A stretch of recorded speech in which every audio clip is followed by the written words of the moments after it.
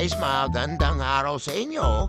Bagong video, bagong kalokohan na naman to. So, ayun na nga. So, napunta na kami dito sa probinsya na malapit sa Metro Manila.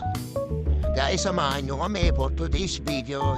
Meron kaming pupuntahan na isang magandang lugar at may sasalihan kami isang patimpalak ng karera ng kalapate. Isa nga pala may kasama akong bata na pinaglihi sa isang sakong reklamo at kalahating kilong. Teka lang, wait lang, batang makulit.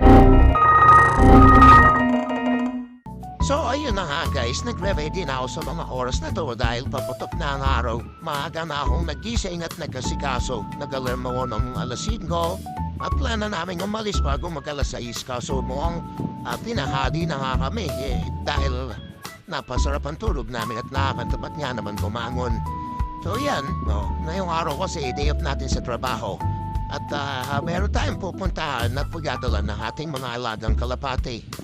O diba guys, pag kalapati ang bilis ang aga gumising pag sa trabaho laging late. O siya, at pag-ready na mga dadali namin at aalis na tayo. Let's go!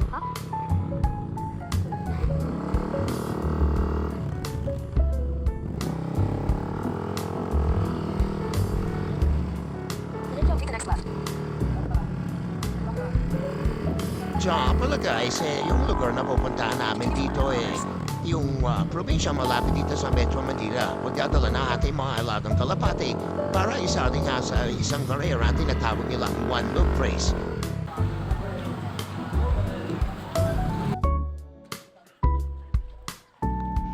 So ayun guys, nandito na nga kami sa lugar, no?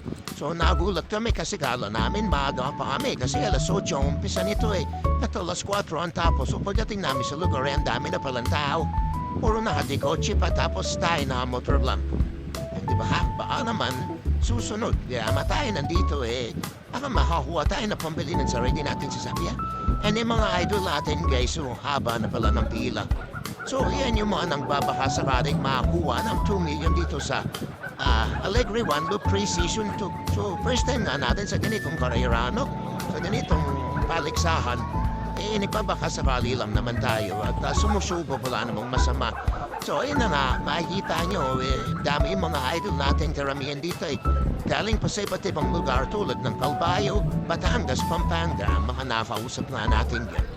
So, antay-antay lang mga lods mamaya, titingnan natin kung manong oras tayo matatapos dito at kung manong mga proseso ating mga pagdadaan. So, ayun guys, habang magtingantay sa pila, napag-isip-isip namin na ako na mag-picture muna. Kung pa-picture sa idol natin kay Boss Russell Baldago, siya nga para ang organizer at facilitator ng One Loop Race na ito ni Hunt na agahari ni Boss John Alegre. Ayun guys, tayo na nga po nung nasa pila. So, nag-entry po tayo ng 3 ibon dito, 3 YB. Na sinali natin at yun, kinicheck na nga nila yung ring band na kung tugma ba sa registration form na pinasa natin. Nando na nga yung proof of payment kung saan pinprint na natin gabi pa lang bago tayo pumunta dito para mabilis nga ang proseso. So tinitignan nila mabuti yung ibon. Kung nasa maayos mong kalusugan, walang nararamdaman at nilililis sila yung talampaban bago ipasok sa fridge. So merong ang quarantine ng iba natin dito at bago ituluyang i-turnover sa mismong loop at para turuan na pabatcher niya yung ibon. So pagkarera update nila tayo through sa mga hojisi nila. What the fuck? No guys, wawi na nga tayo nito sa mga oras na to i-update ko na lang kayo sa susunod na video para sa ating Alegre One Loop Race Journey.